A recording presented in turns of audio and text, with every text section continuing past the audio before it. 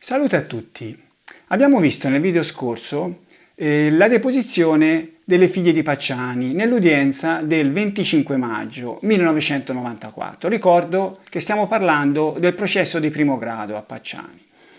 Poi da quell'udienza, seguendo il filo del possibile essere guardone di Pacciani, che fu ventilato dai giudici di primo grado, siamo andati un po' avanti, abbiamo visto altre testimonianze in udienze successive. Poi abbiamo finito anche quell'udienza del 25 maggio, ripartiamo dall'udienza successiva, quella del 26 maggio. In quest'udienza il primo testimone fu Gina Cencin.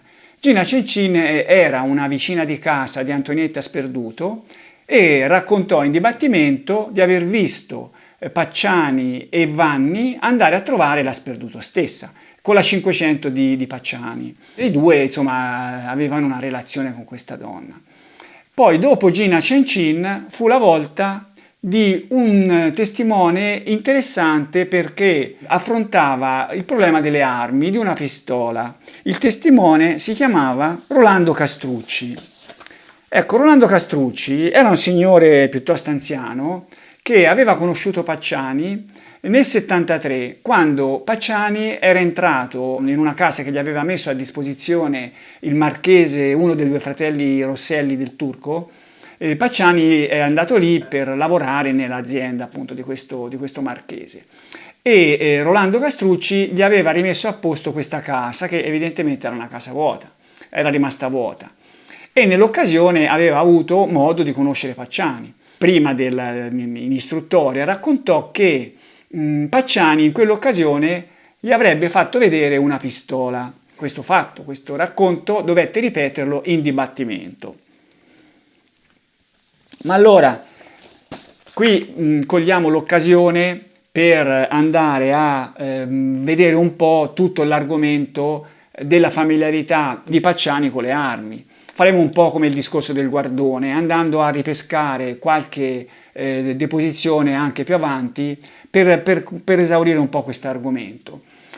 Sappiamo che Pacciani era stato un ex partigiano, per cui poi insomma al tempo di guerra, Pacciani era del 25, in tempo di guerra era un ragazzo, ma era un ragazzo nemmeno troppo piccolo, per cui si presume che come tanti altri avrà avuto occasione, partigiano o non partigiano, di avere delle armi, insomma, che in tempo di guerra si sa circolano. Ecco, della familiarità di Pacciani con le armi aveva parlato Ruggero Perugini in dibattimento. Leggiamo il mio saggio. Fin dalla sua prima deposizione del 23 maggio 1994, Ruggero Perugini mise a conoscenza la Corte della familiarità di Pacciani con le armi. Al momento dei fatti del 51, quando ci fu l'omicidio di Bonini, ricordo per i neofiti della vicenda, era in possesso di 2 pistole, delle quali una fu sequestrata, mentre dell'altra non si seppe più nulla. Ma in ogni caso non poteva essere la famigerata Beretta del mostro, un modello di produzione ben posteriore. Ricordo che la Beretta del mostro, la 70, della serie 70, aveva iniziato la produzione nel 59. Riguardo tempi più recenti però c'era molto meno materiale. Di sicuro l'individuo aveva posseduto un vecchio fucile ad avancarica, ceduto al cognato o al nipote, cioè il figlio del cognato, non si capisce bene, quando non gli era stato concesso il porto d'armi, ma doveva aver avuto per le mani anche un fucile ben più moderno, quello cercato a lungo e mai trovato, con il quale, secondo molte voci, andava a caccia di Frodo. Ricordo questa storia del fucile, che praticamente fu un pretesto per i primi 2 anni di indagini della Sama su Pacciani. Appena dopo l'arresto per le molestie sulle figlie, gli era stata sequestrata una scacciacani che teneva in auto, priva del regolamentare tappo rosso, per la quale era stato processato ma infine assolto, poiché l'arma non era in grado di sparare.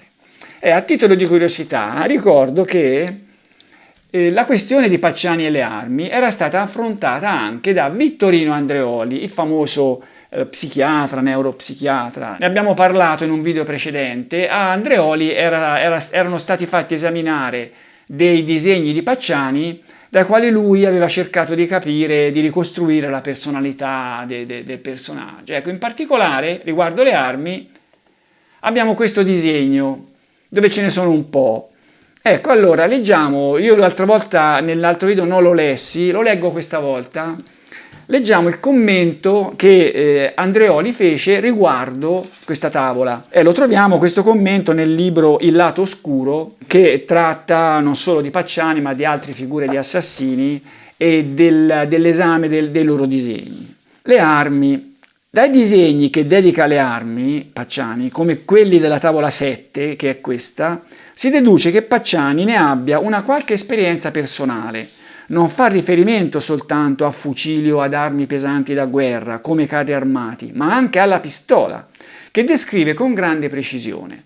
La cura dei particolari, infatti, è pressoché perfetta, anche laddove si ipotizzi che abbia copiato, la riproduzione dei dettagli è indice di un forte interessamento, nonché di buona conoscenza. Nella pagina a fianco a questa tavola sta scritto: per un momento le forze dell'inferno avranno il sopravvento sul Cristo. L'associazione tra le armi da fuoco e il pene è un classico della simbologia. Nei disegni di Pacciani ciò è evidentissimo. Raffigurano tutte armi a canna e indicano bene le pallottole che escono come una sorta di sperma letale. Qui mi viene da ridere perché magari questi luminari con queste loro analisi avranno anche ragione, ma di una pistola aveva parlato anche Lorenzo Nesi, il famoso Lorenzo Nesi, qualche giorno prima di questa giornata del 26, aveva detto appunto che Pacciani gli aveva fatto una confidenza, più che una confidenza sembrava una vanteria, di aver sparato con una pistola ai fagiani quando dormivano sui rami degli alberi e cascavano giù come sassi. Di una pistola aveva parlato anche la figlia Graziella, dicendo che lui la teneva in un asciugamano in macchina, probabilmente era questa Scacciacani. Ma torniamo a Castrucci, perché Castrucci aveva da dire altro. A Castrucci, che appunto aveva lavorato nel 73, quando Pacciani era entrato in questa casa a Montefiridolfi, aveva lavorato lì, aveva avuto modo di vedere molti disegni di Pacciani, cioè aveva visto che Pacciani era un disegnatore, un pittore, dice, molto assiduo. E il PM fece molte domande su questo argomento, non so se le era tenute buone nonostante la magra del disegno di Olivares, non lo so. Comunque gli fece un sacco di domande su questi disegni, poi passò alla questione della pistola. Pacciani le ha mai mostrato una pistola? Castrucci, sì, nell'essere a lavorare, è questo che mi sono sempre ricordato, nell'essere a lavorare mi fece vedere una pistola, cioè a lavorare nel 73. Quando le mostrò questa pistola, lui era in casa, sì, l'aveva in mano quando me la fece vedere. Era una pistola molto piccola o molto grande? Era piuttosto piccola. E allora, questa pistola non è che se la ricordasse molto bene Castrucci, erano passati 20 anni e lui disse appunto che era passato tanto tempo e non se la ricordava tanto bene. A Castrucci erano state fatte vedere molte pistole dalla polizia, e lui ne elencò un po', e Castrucci era anche stato un partigiano, disse, aveva addirittura in corpo ancora un proiettile, per cui le armi le conosceva, ma di questa pistola non si ricordava granché. Alla polizia aveva detto che forse era Tamburo, anche questo particolare non se lo ricordava. Alla polizia Castrucci aveva detto cose un pochino diverse da quelle che stava dicendo in dibattimento. E di questo se ne accorse Bevacqua che dei due avvocati era sempre quello che come un ariete cercava di abbattere il muro che l'accusa stava erigendo attorno a Pacciani, un muro di accuse. Sentiamo il controinterrogatorio di Bevacqua. Lei come fu chiamato? Da chi fu chiamato? E perché fu chiamato? Risponde Castrucci. In dove? Fu chiamato da chi? Dice il presidente. Che il presidente interveniva sempre quando c'era naturalmente penso fosse il suo mestiere, quando c'era un testimone che sembrava non aver capito. Fu chiamato da chi? Carabinieri, polizia, vuol dire l'avvocato, per deporre, per testimoniare, per raccontare quello che sapeva. Castrucci, sono andato sì dai carabinieri, ma mi ci hanno portato la polizia da carabinieri.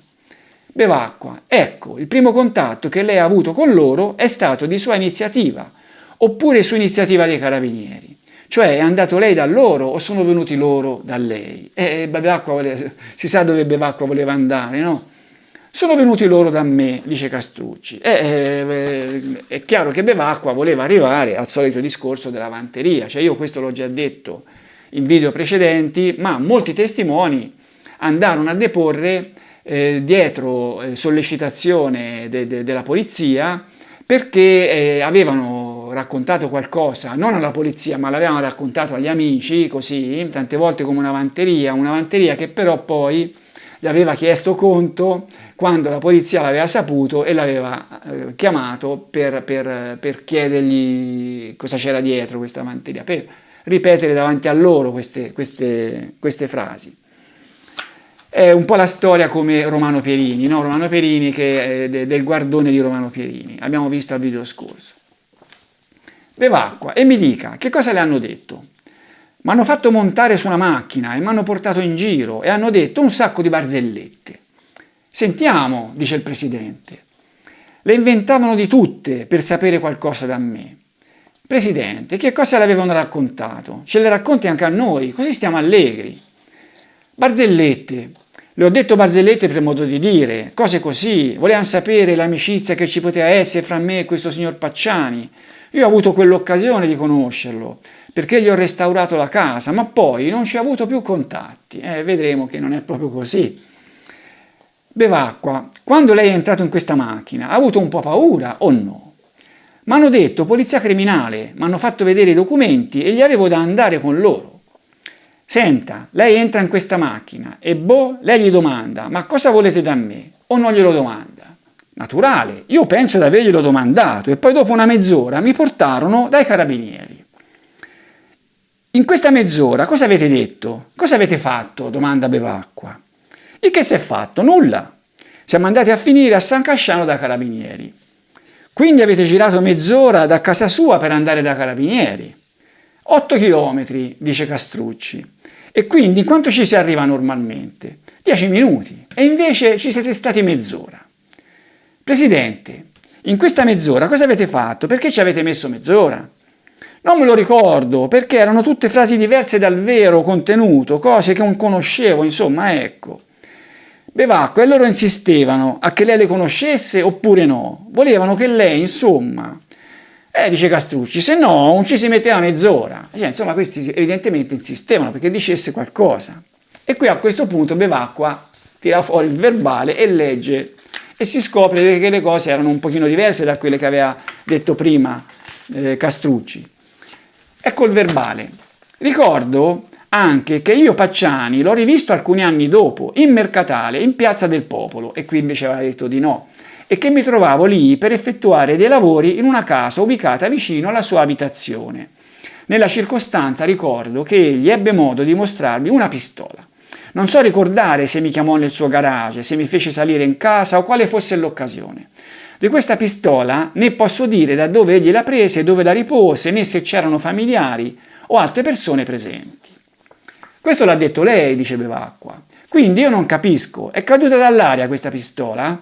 Perché lei non vede né dove l'ha presa né dove la ripose, né se c'erano familiari. Io confermo quello che ho già affermato, dice Castrucci, cioè che lei non sa da dove è venuta, ad un certo punto lei vede Pacciani con una pistola in mano, guarda che c'ho la pistola, o no?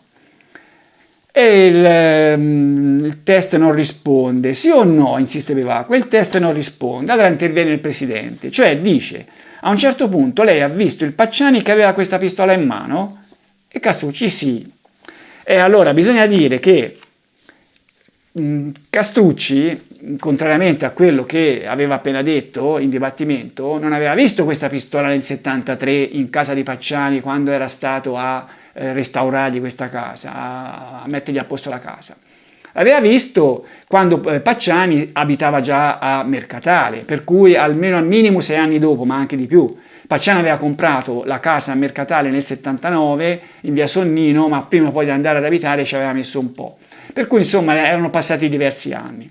In quell'occasione Pacciani l'avrebbe rivisto, si sarebbero riconosciuti, insomma si sarebbero così, era un incontro dopo tanti anni, e avrebbe detto vieni, vieni che ti faccio vedere una pistola. E l'avrebbe portato nel suo garage, lui non si ricordava se era il garage, gli avrebbe fatto vedere questa pistola. Ora è evidente che questa scena è una scena poco credibile. Cioè, mettiamoci addirittura nell'ipotesi che Pacciani fosse stato il mostro, no? Nell'82, quando poteva essere successa questa cosa qua, aveva già ucciso quante persone? 2 nel 74, a parte quelle 2 del 68, 2 nel 74, 4 nell'81, ora che un mostro vada così, arriva questo, che erano anni che non lo vedeva, gli dice vieni che ti faccio vedere una pistola, insomma, è un po' poco credibile, no? Ma anche nell'ipotesi che Pacciani non fosse il mostro, perché avrebbe dovuto far vedere una pistola a Castrucci? Cioè, diverso sarebbe stato il discorso se i due fossero stati, che ne so, appassionati di armi, di poligono, avessero frequentato insieme un poligono, Pacciani avesse comprato una pistola nuova, avesse rivisto questo dopo tanto tempo, gli avesse detto vieni che ti faccio vedere una pistola che ho comprato. Ecco, questa poteva essere una situazione così credibile, ma questa veramente non è una situazione credibile. Bevacqua insistette, cioè Bevacqua voleva sbugiardare il testimone, no? Insistette a lungo, ma alla fine, batti e ribatti, non è che ottenne molto e ci fu questo scambio. Bevacqua, insomma, io volevo sapere se lei veramente questa pistola l'ha vista o non l'ha vista. E Castrucci non risponde. E Bevacqua a quel punto dice, non mi interessa più, grazie. Cioè era così, convinto di aver dimostrato che il testimone non aveva detto il vero. Il PM invece intervenne, no, lasciamolo rispondere. E Bevacqua, non mi interessa più né la domanda né la risposta. E allora il PM intervenne e riuscì a strappare un sì che l'aveva vista a Castrucci. Alla fine poi il test fu congedato, sentiamo come. Presidente, può andare signor Castrucci, può andare via, può tornare a casa. Grazie, dice Castrucci. Presidente, stia attento a non cascare lì, grazie, arrivederci. Era un po' anziano, no? Bevacqua, alle barzellette stia attento, quando raccontano le barzellette bisogna stare molto attenti. C'è da dire che Bevacqua era molto arguto. Per dimostrare ancora una volta che questa testimonianza Castrucci era stata frutto di una vanteria che Castrucci aveva fatto con persone, con amici, era rigiunta alla SAM che poi l'avevano costretto praticamente ad andare in tribunale a ripeterla. In sentenza di primo grado non c'è traccia di questa testimonianza di Castrucci. Leggiamo il mio saggio per il prossimo testimone, che testimoniò il 1 giugno 94, sempre con l'argomento della pistola, Giampaolo Cairoli. Un po' più significativa apparve la testimonianza di Giampaolo Cairoli su un fatto avvenuto 1 anno o 2 prima della sua deposizione, che essendo del 1 giugno 94 vuol dire che era 92-93. L'uomo si era fermato ad ascoltare una conversazione tra un suo conoscente, Gino Bruni, il guardacaccia picchiato da Pacciani perché a suo dire gli aveva insidiato la moglie, e una persona non identificata. L'argomento era la pistola Beretta calibro 22 che Bruni diceva di aver posseduto e aver consegnato ai carabinieri per i controlli nell'ambito delle indagini sul mostro.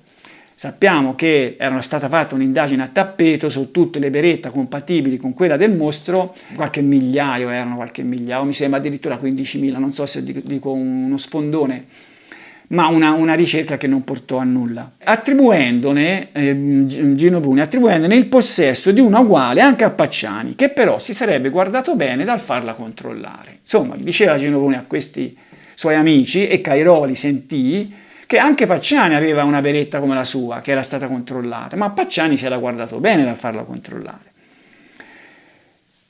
Cairoli aveva raccontato l'episodio alla convivente, Emanuela Consigli, la quale, a processo già avviato, convivente o moglie, non ho ben capito, lo aveva convinto a riferire l'accaduta alle autorità. E prima venne sentita, quel 1 giugno, proprio la Consigli. Sentiamo qualche dichiarazione. Ecco, la Consigli ci fa capire quali erano i rapporti tra loro, Cairoli e lei, e Gino Bruni. Ecco, come mai le è venuta soltanto ora l'idea? Cioè, perché i due erano stati alla polizia qualche giorno prima di questa deposizione. Insomma, erano stati zitti per 1 anno o 2 da quando era successo questo fatto. La Consigli, non pensavamo fosse importante. Sono stata io 1 settimana fa che questa cosa mi era rimasta sempre impressa di questa calibro 22, però pensavo che i magistrati sapessero di questa cosa come la dovevo sapere io, per sentito dire, loro ne fossero certi. Poi invece ultimamente, ascoltando la televisione, ho detto, ma forse non lo sanno.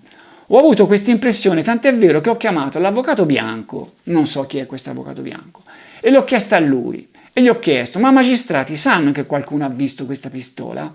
E l'avvocato Bianco ha detto, non lo sanno comunque, se sei disposto a venire, io sì, io non ho nessun problema, devo sentire mio marito perché lui non sapevo se, insomma, è una decisione. Ci hanno chiamato, ci ha detto se potevo andare e io ben volentieri. Bevacqua. Senta signora, da quanto tempo lei o suo marito conosce Bruni? Bruni io lo conosco da tanti anni perché sono nata in questo paese, lui è tanti anni che lavora lì, mio marito lo conosce dal 73, quando ha acquistato, suo padre ha acquistato questo podere, questa casa, e il signor Bruni ha sempre fatto dei lavori, perciò l'abbiamo sempre visto quotidianamente, 1, 2, 3 volte al giorno. Per cui Bruni era un buonissimo conoscente di questa famiglia. Ma sentiamo Cairoli come raccontò l'episodio che aveva detto la moglie. Io abito in una riserva di caccia nella zona di Uliveta e andando a casa mia passo sempre davanti alla capanna del guardiacaccia Gino Bruni e come mio solito ogni tanto mi fermo a parlare e circa. Adesso non so se 1 anno o 2 anni fa mi sono fermato e c'era già una persona assieme a lui, ma non posso identificarla. Loro stavano già parlando di questo signor Pacciani. Avevo detto che erano più persone, sembra che fosse solo una. E questo Bruni diceva di conoscerlo molto bene questo Pacciani e stava raccontando all'altra persona di un delitto avvenuto nel 51. Siccome c'erano state anche il sequestro di tutte le pistole Beretta 22 e il guardiacaccia ha una Beretta 22 e la sua era stata chiamata dalla polizia per fargli fare la prova balistica e così dicendo fa. Certo che anche al signor Pacciani questa prova qui non gliel'hanno fatta senz'altro. Ho sentito perché? Perché lui questa pistola uguale alla mia ce l'ha. Io l'ho vista, a me me l'hanno guardata, ma a lui no. E il PM, a riprova della veridicità di questo racconto di Cairoli, presentò un documento dal quale risultava che effettivamente in questo controllo a tappeto delle Beretta nel Fiorentino era stata controllata anche la Beretta di Bruni. Per cui insomma era una riprova che l'episodio raccontato da Cairoli era un episodio vero. E allora a quel punto si decise di convocare direttamente Gino Bruni, che non era tra i testimoni, nella lista dei testimoni. Una settimana dopo Gino Bruni andò a deporre. Ecco, bisogna dire che Gino Bruni era di età molto avanzata, aveva 84 anni, forse andava per gli 85, e poi era anche malato di tumore, per cui insomma, però nonostante questo andò a testimoniare. E allora di Gino Bruni abbiamo già visto qualcosa. Pacciani aveva raccontato di averlo pestato parecchio, lui era stato 1 mese in ospedale, addirittura sembra che avesse perso un rene. L'aveva pestato perché l'aveva trovato, diceva Pacciani, nel capanno con l'angiolina. E invece Bruni in quell'occasione raccontò una cosa un pochino diversa, cioè disse che era vero sì che era stato pestato da Pacciani e molto con l'ospedale, compagnia bella, però il motivo era un altro, era un motivo di tipo venatorio e non c'entrava niente questa storia dell'angiolina.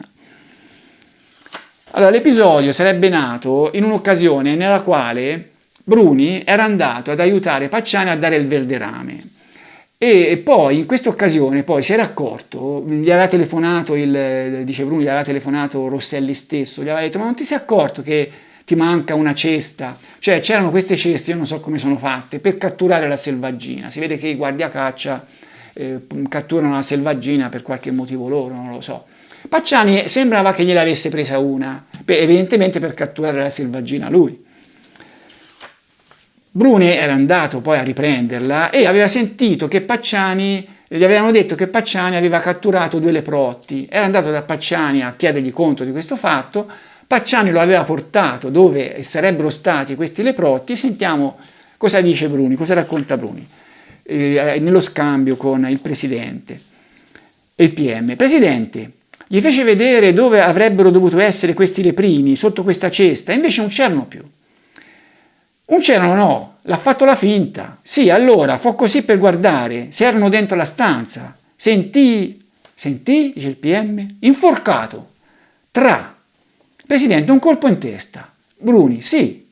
Col manico spero, dice il Presidente. No, no, col ferro, io andetti giù. Alla tempia a sinistra, dice il Presidente. Sì, alla tempia, qui, e io persi i sensi quando fu giù.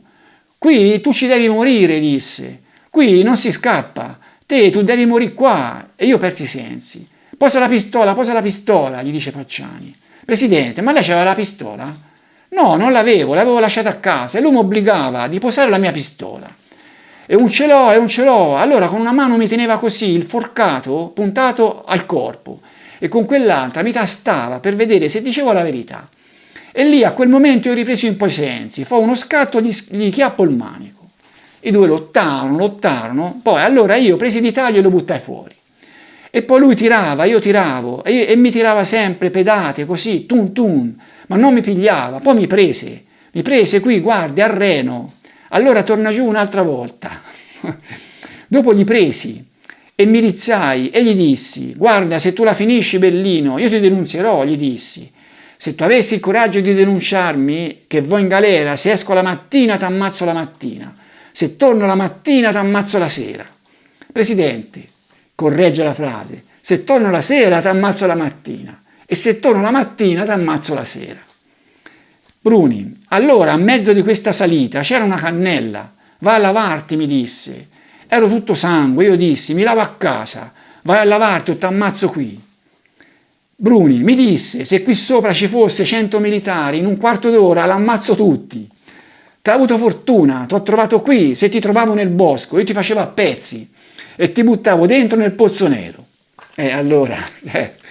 Qui Bruni sta raccontando che tutta questa reazione così incredibile di Pacciani sarebbe avvenuta perché Bruni gli aveva detto che Pacciani gli aveva rubato una cesta di queste qui della Selvaggina. Insomma, la cosa sembra un po' eccessiva, no? Parve eccessiva anche al PM e anche al Presidente, che infatti indagarono. Sentiamo. Presidente, senta, scusi, ma qual era il motivo? Perché ce l'aveva così tanto con lei? PM, non l'abbiamo capito. Per via della cesta, dice Bruni. Signor Bruni, per carità, dice il PM. Gli avevo riportato via la cesta, cioè gli aveva ripreso la cesta e Pacciani si era arrabbiato. Signor Bruni ci ha promesso di dire la verità, dice il PM. Presidente, senta, ma non le pare un po', dice il pubblico ministero, eccessivo perché lei gli aveva ripreso una cesta per catturare i fagiani? Non c'era mica dell'altro, non è che le imputava anche qualcos'altro, forse anche di più personale, di più grave. Signor Bruni ci pensi, ha 84 anni, deve dire la verità. Insomma, un'altra cosa, questa storia che c'era stato questo scontro con Pacciani, Bruni non l'aveva raccontata. Quando era andato in ospedale, che si era fatto 26 giorni di ospedale, cioè era una cosa grave, aveva detto di essere caduto, era scivolato, inciampato in una balla che sarebbero quei sacchi dove ci si mette dentro il fieno, e era caduto e si era prodotto questo danno così grave, no? Ma questa cosa, lo disse Bruni in dibattimento, non l'aveva detta nemmeno ai suoi familiari, cioè ai familiari aveva detto che aveva fatto questo incidente con questa balla. Il motivo perché aveva avuto paura di queste minacce di Pacciani. E fu costretto a raccontare il vero ai suoi familiari proprio in quell'occasione lì, quando per la testimonianza Cairoli era stato costretto ad andare in tribunale e a raccontare l'episodio. Ora io non lo so, probabilmente Bruni aveva una moglie che nonostante l'età era ancora, insomma, lui si era tenuto questo segreto, che non è da credere naturalmente, no? Che il motivo fosse stato questa cesta, cioè il motivo, l'Angiolina tra l'altro lo ammise anche, e Bruni si era tenuto questo segreto per 20 anni, dal 73, e insomma l'aveva detto, poi l'aveva dovuto dire lì in dibattimento. Mi sembra logico. Fu Fioravanti a questo punto che volle tirar fuori dal Bruni la verità su questo fatto, no? E allora Fioravanti, lei è stato mai con la Manni Angiolina nel fossato mentre stava a lavare i panni? Presidente, quindi lì c'era una specie di torrentello. Fioravanti, sì, dove andava a lavare i panni l'Angiolina. Domanda all'avvocato, dice il presidente. La Manni Angiolina andava a lavare i pani in un torrentello che passava lì sotto. Chi lei? Dice Bruni. La Manni Angiolina, l'Angiolina, la moglie del Pacciani. Sì, presidente, facciamoglielo per gradi, avvocato. Cioè, il presidente cerca di, insomma, è anziano, questa persona era anche malato, il presidente cerca di prenderlo come sì, insomma, con delicatezza. Andava a lavare i panni in un torrentello lì vicino, lo ricorda lei? Mai vista io, mai parlato io a lei. Ecco, non è per caso che il Pacciani, dice Fioravanti, diede a lei il colpo di pala ai reni proprio in quel fossato, mentre lei aveva tolto le mutandine e strappato le mutandine all'Angiolina. Farso come gli è, dice Bruni. Presidente, il Pacciani, avendola sorpresa in questa situazione, le ha dato un colpo di pala? No. Lui mi ha picchiato per via della cesta e lui voleva catturare i miei fagiani, ecco perché. Ecco fatto. Perché lui gli ha messo questa cesta lì, che gli ha detto che c'era i fichi sotto, invece non era vero niente che aveva messo, l'ha fatto perché io andassi là a vedere di questi leprini e quando li ho guardato per vedere se c'era i leprini mi ha tirato. Presidente, quindi non è vero che lei sarebbe stato sorpreso con la Manni in questi atteggiamenti? No, guardi, preferirei di morire, insomma, povero Bruni. Per 20 anni si era tenuto questo segreto, era convinto di averla scampata, insomma, con la moglie, con i figli. E invece, poco prima di morire, poveraccio, fu messo di fronte a questa malefatta che aveva fatto in gioventù, non proprio in gioventù, perché se aveva 84 anni, già ne aveva più di 60 quando era successo, non era proprio gioventù. Comunque, a parte questa storia un po' colorita, andiamo a vedere il problema della pistola, perché era quello l'importante, no? E Bruni negò disperatamente di aver mai detto che Pacciani avesse avuto una pistola. E vediamo lo scambio con il PM. PM, lei ha mai parlato con questi cacciatori del fatto che Pacciani aveva una 22 Beretta come la sua? No. Che era stata controllata dai carabinieri la sua? Sì, dice Bruni. Cioè, la mia sì, è stata controllata. E che il Pacciani ne aveva una uguale? No, mai, questo non lo posso dire perché non lo so. Questo Giampaolo, il Caioli, riferisce un fatto, dice il presidente. Il PM, e come fa a saperlo se no il signor Cairoli della sua pistola controllata dai carabinieri? Bruni, avrebbe tirato fuori queste frasi? Dice il PM, come fa il signor Cairoli a sapere che le hanno controllato la pistola, Bruni, se non gliel'ha detto lei? Mai. Lei deve dire la verità in quest'aula, dice il PM. È un po' strano, dice il presidente. Come fa a inventarselo? La cosa non torna. Non torna, perché io non ho detto niente, dice Bruni. Presidente, quantomeno quella che a lei avevano controllato, la pistola, il Cairoli, come poteva saperlo se non da lei? Io non ho mai detto certe cose, mai dette, io lo posso giurare. Non giuri, lasci fare, dice il PM. Cairoli per me m'ha calunniato. A questo punto fu ordinato un confronto tra i due. Fu richiamato Cairoli, i due furono messi a confronto, ma nel confronto rimasero esattamente nelle stesse posizioni. L'uno diceva una cosa e l'altro ne diceva un'altra. Il presidente si arrabbiò. Si infuriò proprio. Presidente, perché costui verrebbe qui a raccontare queste cose? Ma vede che lei non sta dicendo la verità? Bevacqua cerca di calmare il presidente. Presidente, avvocato, lei non dice nulla, non mi interrompa, avvocato, per nessun motivo, lei non sta dicendo la verità. E questo è grave, rivolto nuovamente a Bruni. Che sia vero o che non sia vero della pistola, ma lei non sta dicendo la verità, perché non c'è nessun motivo che questo signore raccontasse una cosa specifica come quella. Bruni, allora lei non crede a quello che dico io? No, non le credo, lei sta mentendo. Perché una cosa specifica come quella dei carabinieri che le ritirano la pistola, questo signore non poteva saperla se non da lei. Io non l'ho detta a nessuno, dice Bruni. Capito, Presidente? Meglio ancora, se non l'ha detto a nessuno il signor Cairoli, dice PM, e allora se non l'ha detto a nessuno, come lo sa costui se non l'ha saputo da lei? Lo vede che lei sta dicendo una bugia? È grossa anche, è grossa, ma io non l'ho detto, io non ho visto niente, e insomma. È evidente, no, che Bruni, come tanti altri, quando Pacciani era comparso sui giornali, si era lasciato andare a una vanteria. Il mio saggio. Cairoli aveva dimostrato di sapere che Bruni aveva posseduto una beretta calibro 22 sottoposta a controllo, come era stato accertato, e questo faceva propendere per la genuinità della sua testimonianza, essendo difficile che ne fosse venuto a conoscenza in altro modo. D'altra parte non ci sarebbe stata ragione per Bruni di negare se davvero avesse saputo di quella pistola in mano all'imputato. Ma picchiato, se io sapessi qualcosa la si figuri se, così disse l'uomo. Per cui, insomma, Bruni ce la doveva avere con Pacciani, per cui se aveva visto davvero questa pistola, perché non dirlo? Bruni a quel punto non pare per nulla giustificato il sospetto del PM che tacesse per paura, con Pacciani ormai inoffensivo e lui prossimo a morire. La spiegazione più logica è quella di una sciocca vanteria in una conversazione avvenuta per davvero e che Bruni non volle portare avanti in tribunale.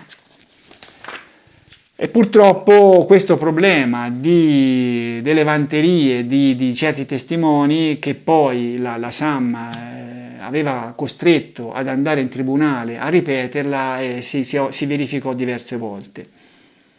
Passiamo adesso a un altro testimone che potrebbe per certi aspetti essere un po' così accostato a Bruni. Luca Iandelli. Leggiamo il mio saggio. Di un episodio per certi aspetti simile fu protagonista Luca Iandelli. Più o meno nel periodo in cui veniva eseguita la maxi perquisizione a casa Pacciani, cioè nel 92 mi sembra, l'uomo aveva raccontato un episodio a un conoscente, Luigi Caioli, che poi lo aveva riferito alle autorità nel modo che segue. I due deposero il 31 maggio. Mentre una sera Iandelli si trovava in auto con la fidanzata dentro un ampio parcheggio davanti al cimitero di San Casciano, aveva sentito un oggetto metallico picchiare contro un finestrino. Nonostante il buio e il vetro appannato, era riuscito a vedere una mano destra robusta che impugnava una pistola e un braccio sinistro o ingessato o bendato di bianco. La sua prima reazione era stata quella di respingere la minaccia, battendo con i pugni sul vetro, poi tentare di fuggire mettendo in moto. La posizione precaria dovuta all'intimità con la propria ragazza gli aveva però impedito una fuga immediata, con l'auto che girava in tondo mentre l'uomo vi rimaneva abbrancato.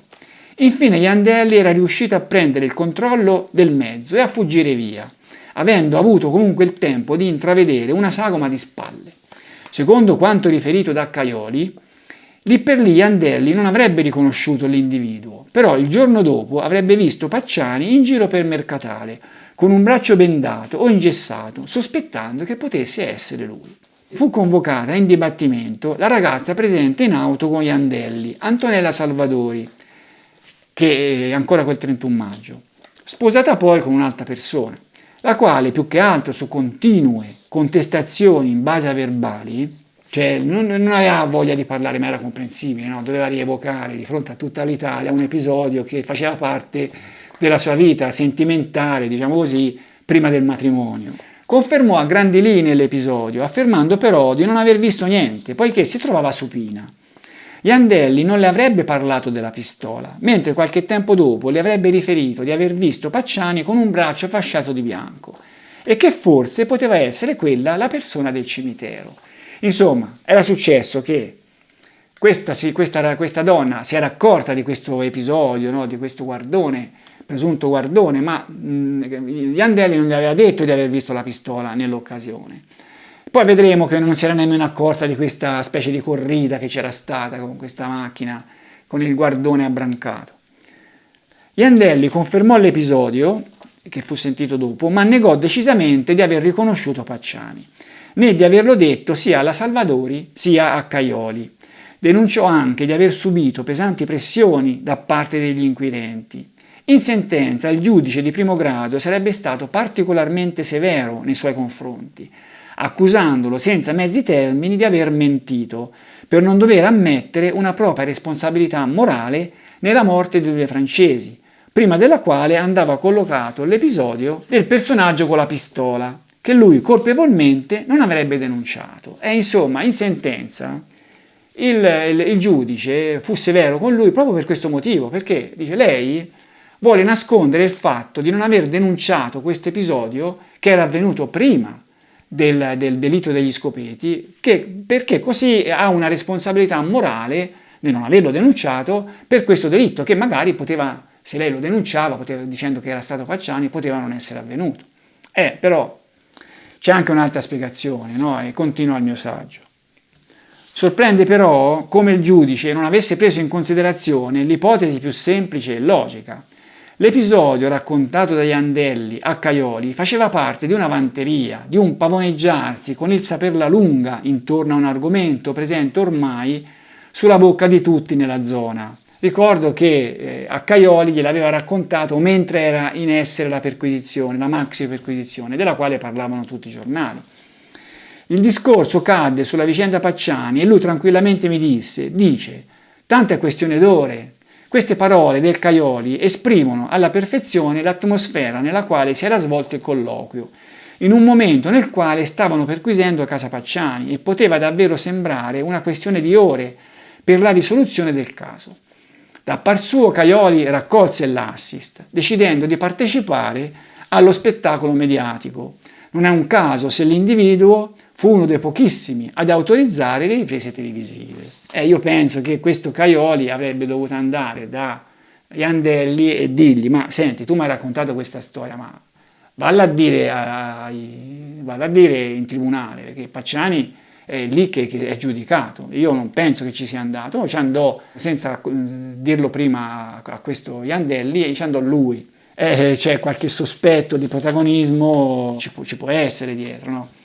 Alla fine si può dare senz'altro per certo che l'episodio fosse accaduto davvero, anche la ragazza lo testimoniò che era accaduto davvero, ma doveva essersi svolto con modalità assai meno drammatiche di quelle riferite da Caioli, come del resto apparve evidente dalla deposizione di Antonella Salvadori. Alla donna non pareva che Iandelli le avesse parlato della pistola e lei non l'aveva vista né aveva sentito alcun rumore metallico contro il vetro.